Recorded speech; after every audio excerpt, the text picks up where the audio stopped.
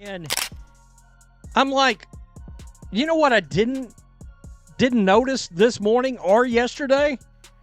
Well, the WNBA's tweeting out about Caitlin Clark. The Indiana Fever's tweeting out, where the hell is Nike? Where are you, Nike? Now, Caitlin Clark is signed to a Nike deal. They're not afraid to drop to their knees and slurp Asia Wilson. Where is Nike's quietude after signing Caitlin Clark is notable. While Angel Reese seemingly receives more public fanfare, Clark's remarkable return to Iowa City was met with silence from the brand. No tweets, no public acknowledgement, a stark contrast to typical athlete endorsements. This has fueled speculation about Nike's strategy. Are they intentionally keeping a low profile with Clark? Perhaps to avoid controversy or build anticipation? Or is there a perceived disparity in how they support their female athletes? The lack of public support for Clark has become a talking point, prompting questions about Nike's approach. Nike struck absolute gold when they signed Caitlin Clark to an 8-year, $28 million endorsement deal. So why in the world are they ignoring her? Caitlin Clark's triumphant return to Iowa City ignited a frenzy among her fans. The Fevers secured a much-needed win, bringing palpable excitement. The Caitlin cult erupted in celebration, a testament to her immense popularity. Yet, amidst this fervor, Nike remained conspicuously silent. Nike? Has there ever been a bigger ball drop in the history of athletes than what they have done with Caitlin Clark? Do they not understand? I know damn good and well they got analytics, and I will continue to say the reason this is happening is they're scared of the old WNBA fandom. Nike's woke as hell. Let me just keep it real. They are, and that's an issue. Nike's silence surrounding Caitlin Clark sparks speculation. Some believe they are deliberately downplaying her, perhaps finding her too normal or too Midwestern for their current marketing focus. The lack of promotion, despite her multi-million-dollar deal, suggests a potential preference for athletes aligning with a specific image, raising questions about Nike's criteria for mainstream endorsement and whether Clark's talent alone isn't enough for their public campaign. He still has it up. He's after retweeting.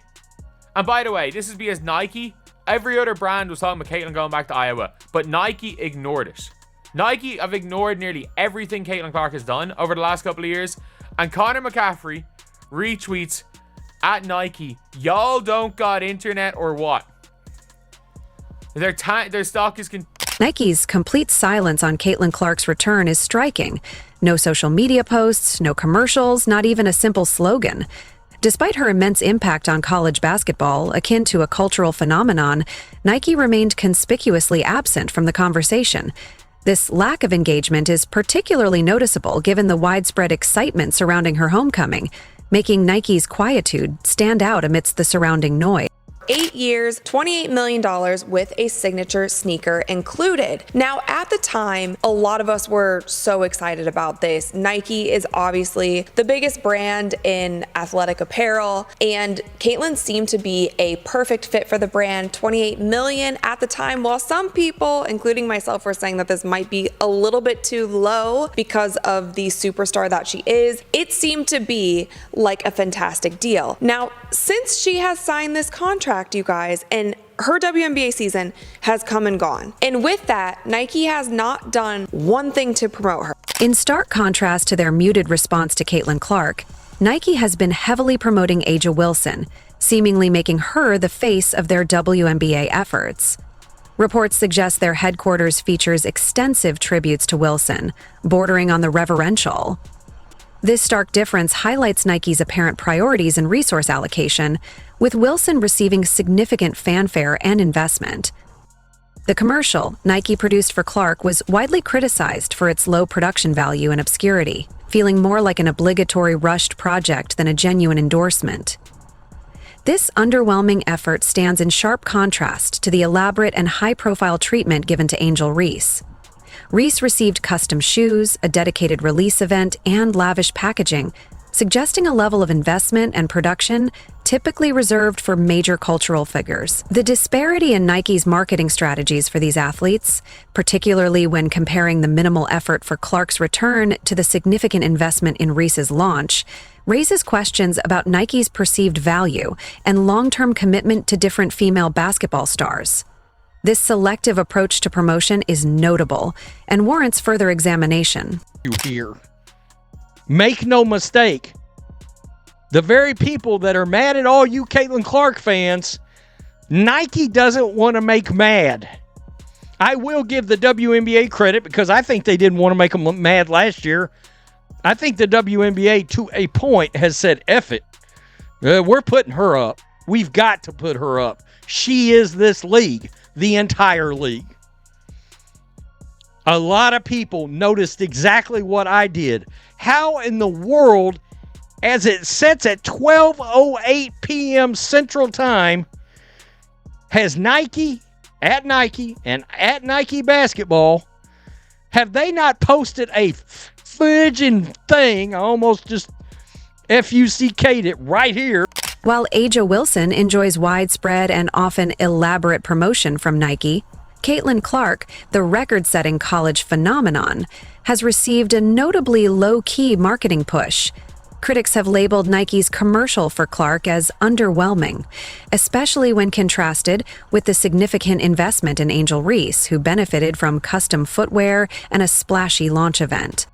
This striking difference in promotional approaches, with considerable resources allocated to Reese and seemingly little effort for Clark's highly anticipated WNBA debut, prompts questions about Nike's strategic focus and how they value different female athletes. The contrast is undeniable. Wilson's activities are consistently amplified by Nike, while Clark's pivotal return to Iowa and initial WNBA appearances garnered scant social media attention from the brand. This selective marketing, where Nike appears to heavily back certain athletes while seemingly overlooking others, is a source of frustration for fans, who believe the brand is not adequately supporting the player who has been instrumental in boosting the visibility of women's basketball. The perceived lack of a robust "she's home" moment or substantial social media presence for Clark's debut highlights this disparity. Now, you would think with this being such a big game for Caitlin, her returning to her alumni in Iowa and her hitting that massive logo 3, the logo 3 during the game, that some of her sponsors would want to show her support on social media, do any sort of marketing to uplift her and uplift their brand. And one who did do that was Gatorade. They tweeted a photo of her and they said, "Real home court advantage. Welcome back to Iowa, Caitlin Clark." Now, one of her lead sponsors that was noticeably quiet yesterday was Nike. And a lot of people were tweeting about this. They were wondering, why isn't Nike and Nike Basketball, why are none of their accounts saying anything about this? Yes, it's a preseason. Caitlin Clark's legion of fans didn't just passively observe Nike's silence, they responded with an explosive and highly visible online campaign. The internet transformed into a digital battleground, with fans launching a barrage of criticism and public shaming directed squarely at Nike for its perceived inaction and lack of support. This intense backlash feels undeniably justified, particularly when considering Nike's deeply ingrained brand identity, which is meticulously crafted around powerful narratives of empowerment, inclusivity, and celebrating athletic excellence. Their approach to Clark, however, has been conspicuously understated, bordering on a timid corporate silence that stands in stark contrast to their usual bold pronouncements. Nike, a global corporation that has historically made a very public spectacle of aligning itself with controversial athletes when it served their strategic interests, seems to have lost its voice when it comes to championing a young woman who is simply exceptionally talented and undeniably successful in her field. Clark doesn't court drama, engage in online spats, or manufacture viral controversies for the sake of algorithmic engagement. Her identity is firmly rooted in her extraordinary talent, her remarkable consistency, her record-breaking achievements, and her profound impact on the game of basketball.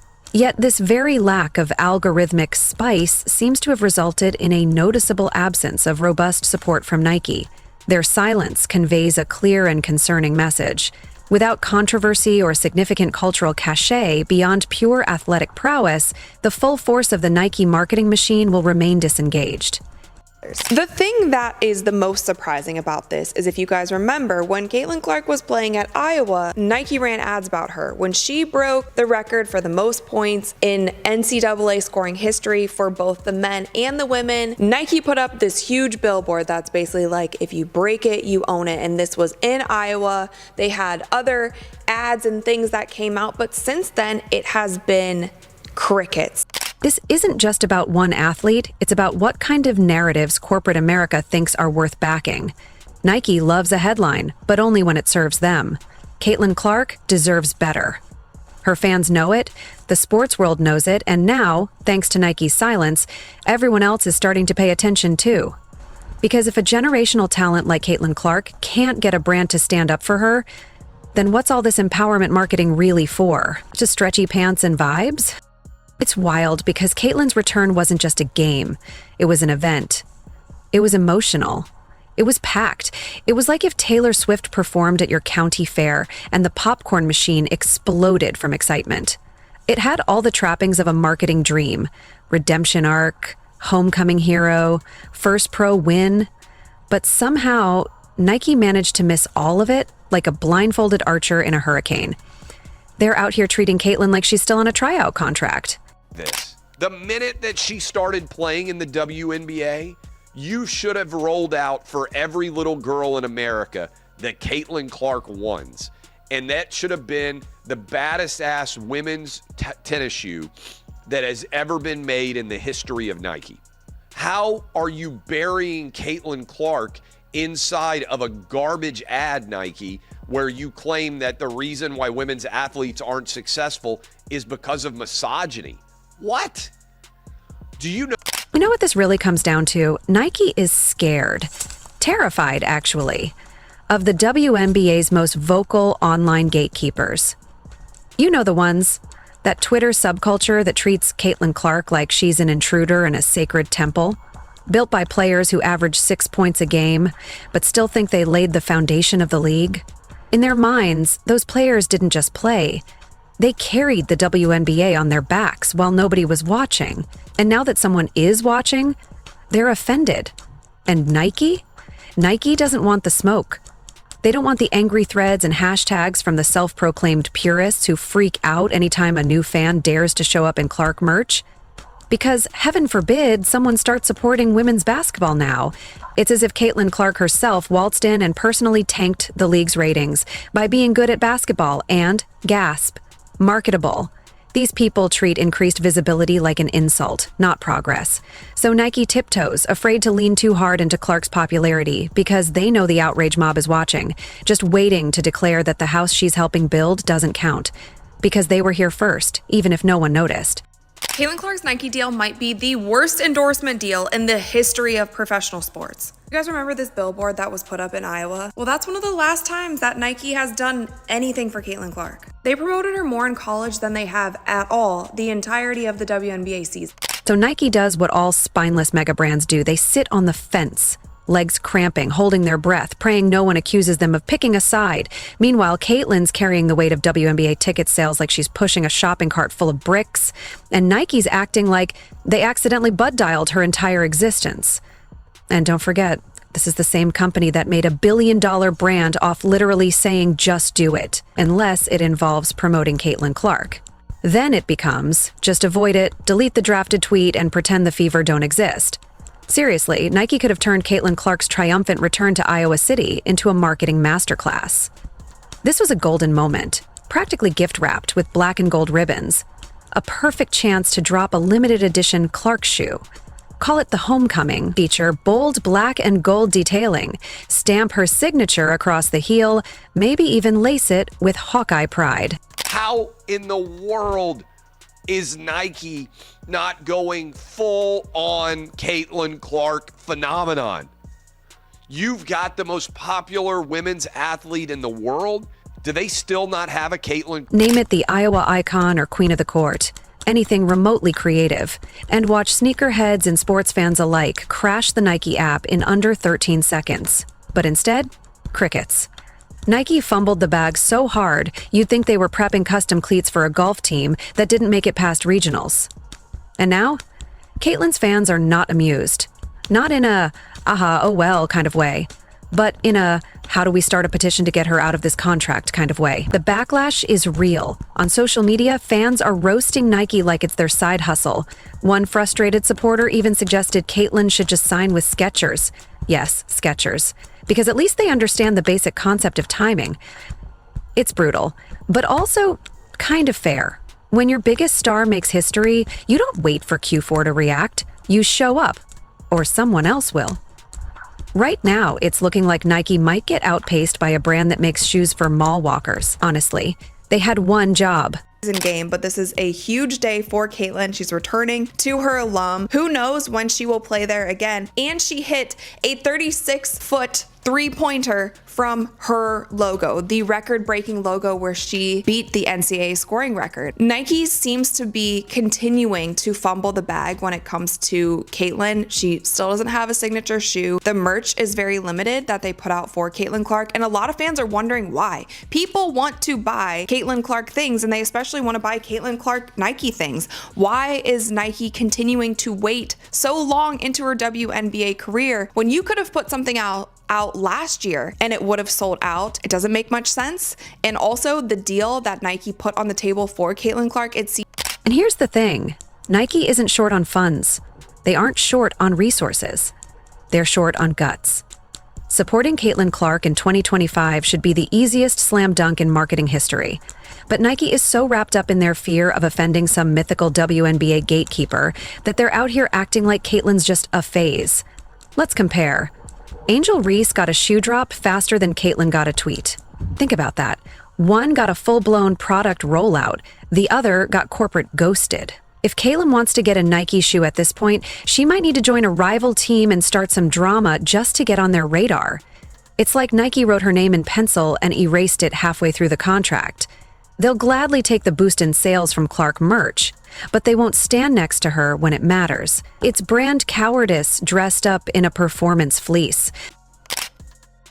Nike, which has in recent times focused far more on politics and virtue signaling and way too little on growing the company and providing their customers with what they want. As you can see, Nike to post worst revenue fall in 5 years on stagnant demand. Fans noticed that even during Caitlyn's debut game, when she was lighting up the court while ESPN's viewership skyrocketed like it was the Super Bowl, Nike was out here promoting people who weren't even playing. It's almost impressive how dedicated they are to ignoring the elephant in the arena. It's like Nike's slogan has quietly changed to just promote who's safe. Meanwhile, Caitlyn's out there breaking records, selling tickets, raising the WNBA's profile to levels never seen before, and Nike's acting like she just walked in off a junior college bench. It's one thing to be late to the party. It's another to hide in the bushes and pretend the party isn't happening. But hey, if Caitlyn so much as blinks wrong in a post-game interview, you know Nike's press release team will be ready to respond. We stand with Caitlyn Clark during this difficult eyelid moment. Because controversy, that's their favorite marketing strategy. Quiet excellence, that's for interns. Caitlyn has not only had an incredible rookie season, but she has also transformed the WNBA. She became the face of the league as a rookie. She was #1 in jersey sales, and all of her collaborations with Wilson sold out in minutes. So why is Nike like an inconvenience instead of the game changer she is? There are plenty of companies out there that would trip over their balance sheets to give her the platform she deserves. Adidas, Under Armour, even New Balance would probably create a whole Clark collection and name a pair of sneakers, because if Nike can't see the value in Caitlyn Clark after all she's done for the game, the fans, the sport, and the entire dang league, they don't deserve her. Let them keep clinging to their curated favorites while the real queen of the court builds her empire elsewhere. Caitlyn isn't just a player. She's a phenomenon. A lightning strike in sneakers. And if Nike wants to keep sleeping on that, let them nap.